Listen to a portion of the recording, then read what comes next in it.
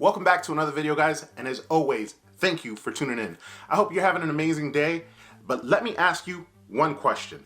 Have you ever wanted to live your favorite Super Nintendo game? Well, now, not only do we know that this was something that was coming up, we actually have an official date for when we will be able to experience Super Nintendo World. And it's very soon. All that and much more in today's video.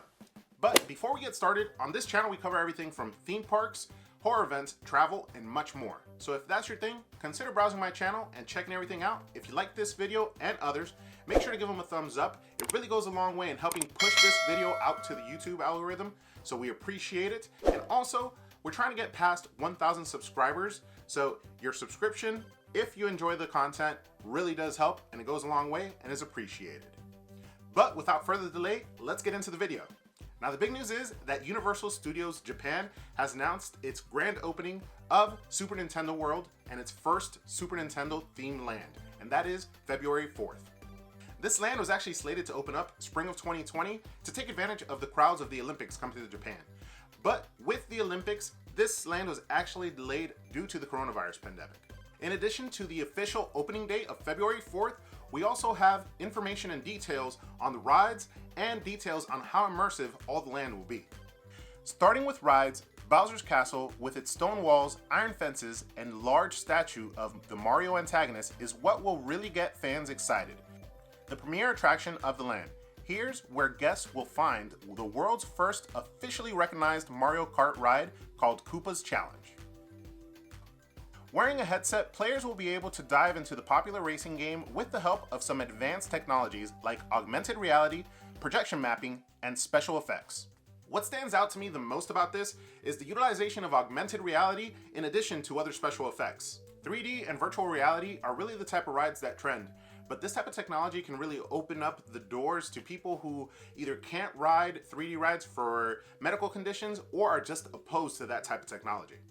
Not to mention the added level of immersion that this would add, because augmented reality uses what you already see in order to kind of enhance what they want you to see. We also have other attractions that have been announced coming to the theme land as well, which is Peach's Castle and Yoshis Adventure. Yoshi's Adventure, from what I've read, does seem like it's more catered to children. Also, Yoshi's Adventure, from what I've read and the way that it'll be interacting, also seems like it may be something like Men in Black Alien Attack, but I'm not too sure if there's going to be like a blast or anything, but there is kind of like hints that you'll be searching for things, so how you actually will find them and like make the game aware that you found these things, the eggs or whatever they're going to be having you search for, is what makes me think that it may be kind of like Men in Black Alien Attack, utilizing guns or something to point at the items.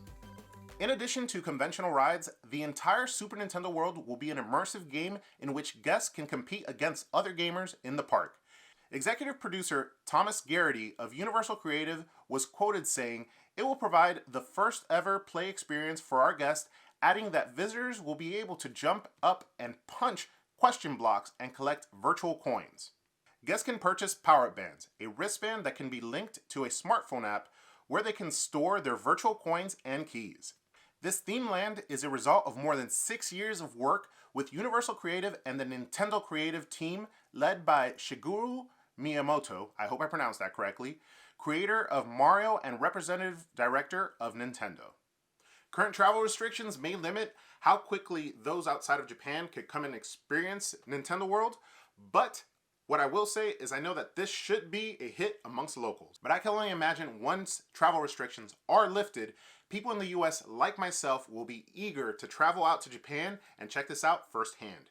Personally, seeing these images and reading these details makes me tip my hat to Universal Studios and their creative team around their extremely effective process and creative process around creating these immersive lands.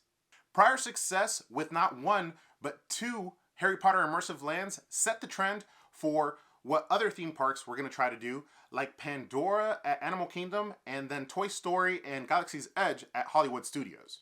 Unpopular opinion maybe, but competitor lands have failed to provide the level of immersion that Universal Studios has provided in their lands.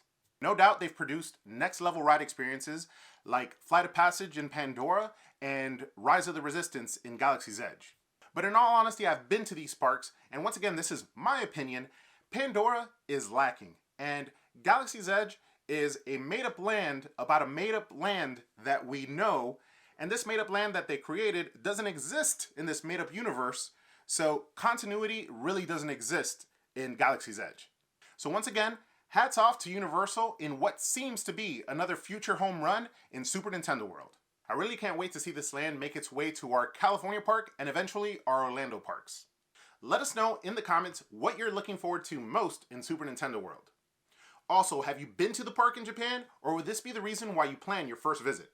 If you like this video, don't forget to smash that like button. It really goes a long way with helping push this video through the YouTube algorithm. Also, subscribe to the channel to show your support. We're trying to get past 1,000 subscribers. We do videos like this all the time, so your support is greatly appreciated in helping us grow. I will see you guys on the next video, but don't forget to ask yourself, have you been entertained?